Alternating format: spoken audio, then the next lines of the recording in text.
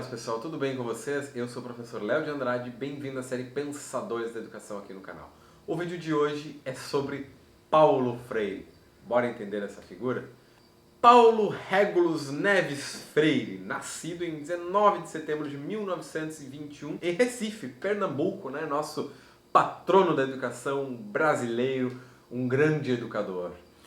O Paulo Freire era um menino curioso que lia o mundo, né? Vivia lendo o mundo, imaginando coisas, muito pobre, filho de pai militar e mãe lavadeira, frutos da crise de 1929, né? Pessoas que acabaram vivendo na pobreza por conta disso. Com muito esforço e utilizando várias bolsas de estudo, o Paulo Freire ele vai terminar o ginasial e ele vai conseguir ingressar na Faculdade de Direito de Recife, né?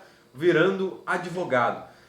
Depois de algumas encontros e desencontros na profissão de advocacia, uma história muito engraçada relativa a um dentista, né, que ele precisou cobrar e ele acabou ficando nervoso em ter que cobrar aquela pessoa, ele decidiu mudar de profissão e ele passou então a trabalhar no SESI, depois de ter sido professor de português, realizando trabalhos na área da extensão. Enquanto ele trabalhava no SESI, ele se tornou doutor em História e Filosofia. O trabalho no SESI para o Paulo Freire ele foi extremamente importante para o que viria a se tornar o trabalho e a obra de vida dele, né? Trabalhando no SESI, ele trabalhou muito próximo das comunidades ribeirinhas em Recife, né? De pescadores, pessoas muito pobres, pessoas de vida muito humilde, pessoas principalmente analfabetas, que foi o que chamou a atenção dele, esse contato com o analfabetismo, né?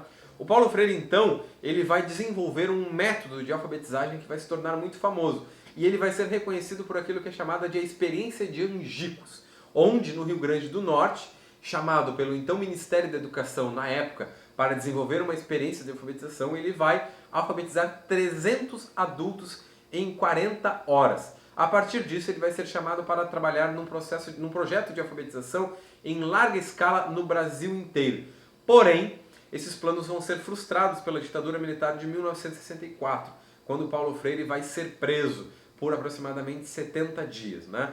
Nesse processo de prisão, muito próximo da Igreja Católica, o Paulo Freire vai descobrir que a vida da sua família e a sua vida estão ameaçadas e ele vai então se exilar do Brasil, onde ele vai alcançar fama internacional com um livro que ele vai escrever durante o seu exílio no Chile, na década de 70, a obra Pedagogia do Oprimido. Bom, gente, Paulo Freire é um autor muito complexo e não dá pra gente abordar ele num vídeo pequeno. Você pode conferir aqui no canal, eu tenho vários vídeos sobre Paulo Freire. Mas, qual é a teoria e o pensamento de Paulo Freire especificamente? Com o trabalho de Pedagogia do Oprimido, Paulo Freire vai lançar as bases para a educação popular e a sua tese da educação libertária, ou a educação libertadora, né? O foco central do pensamento do Paulo Freire é a conscientização dos sujeitos da realidade concreta e de suas características, incluindo aí as relações de opressão, né? A formação democrática dos sujeitos, a criticidade e a capacidade de ser livre. Ou seja, através da conscientização, o sujeito então vai entender como a realidade concreta dele se estrutura, como essa realidade concreta está formada. E ele vai então se libertar dessa realidade ao entender essas relações na sua complexidade e atingir um processo de conscientização a partir da realidade concreta. Para isso, Paulo Freire dizia que a educação ela precisa partir dos conhecimentos dos sujeitos, ou seja, dos conhecimentos e interesse dos alunos. Isso não significa de forma alguma dizer que a educação ela tem que ser somente a partir desse conhecimento e dos interesses. Ele dizia que ela precisa partir desse conhecimento e interesse e então chegar no conhecimento científico sistematizado, historicamente construído e dominado pela classe dominante que oprime os sujeitos, para ser feito em uma relação de horizontalidade, amizade e amorosidade entre os educandos e os educadores, dirimindo então aquelas relações de depósito em que os sujeitos são depositados e buscando a libertação das relações de classe entre opressores e oprimidos.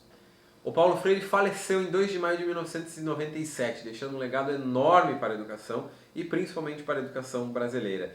Ele recebeu, ao longo da vida, 33 títulos de doutor honoris causa por várias universidades no mundo e é um dos autores brasileiros mais traduzidos no mundo inteiro. Hoje ele é o patrono da educação brasileira. É irônico o Paulo Freire ser o patrono da educação brasileira, ser um autor tão reconhecido, e esse método que eu acabei de descrever de libertação, inclusive o seu método de alfabetização que busca partir das sílabas, então construir palavras que os sujeitos conheçam no seu cotidiano, nunca e jamais foi aplicado no Brasil e nem é aplicado hoje na educação brasileira. Então os engraçadinhos que vierem nos comentários dizerem que o Paulo Freire fracassou com a educação no Brasil estão simplesmente errados, porque o seu método nunca entrou na escola brasileira. Esse foi o vídeo dessa semana. Se você curtiu, deixa o gostei aí embaixo e se inscreve no canal. Uma lua, um queijo e um beijo.